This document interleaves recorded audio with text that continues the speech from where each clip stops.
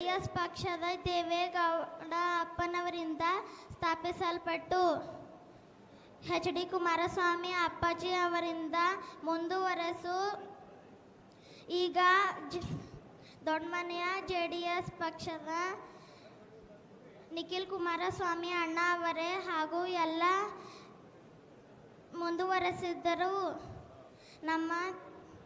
ನಮ್ಮ ಬೀದರ್ ಜೆಡಿಎಸ್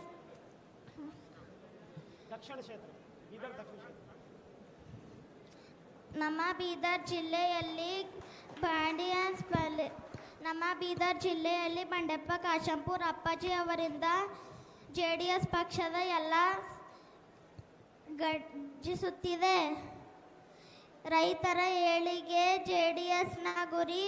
ಅದಕ್ಕಾಗಿ ನಾವೆಲ್ಲರೂ ಸೇರಿ ಜೆಡಿಎಸ್ ಪಕ್ಷವನ್ನು ಬೆಳೆಸೋಣ.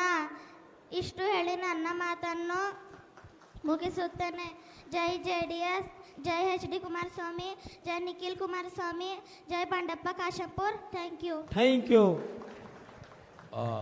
ನಿಖಿಲ್ ಅಣ್ಣ ನಿಮ್ಮ ಭಾಷಣ ಕೇಳಿ ತುಂಬಾ ಖುಷಿ ಪಟ್ಟಿದ್ದಾರೆ.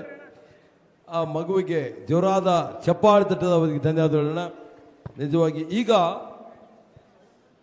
ಬೀದರ್ ಉತ್ತರ ಕ್ಷೇತ್ರದಲ್ಲಿ ಸಾವಿರಾರು ಜನಸಮೂಹದಲ್ಲಿ ಇವತ್ತಿನ ದೊಡ್ಡ ಕಾರ್ಯಕ್ರಮಕ್ಕೆ ಒಬ್ಬ ಸ್ಫೂರ್ತಿಯ ನೆಚ್ಚಿನ ನಾಯಕರು ಡಾಕ್ಟರ್ ಗುರುಪಾದಪ್ಪ ನಾಗಮರ್ಪಲ್ಲಿ ಅವರ ಸುಪುತ್ರ, ನಿಮ್ಮೆಲ್ಲರ ಹತ್ರ ಈಗ ಬೆಳೆದಾರ ಯತ್ರ.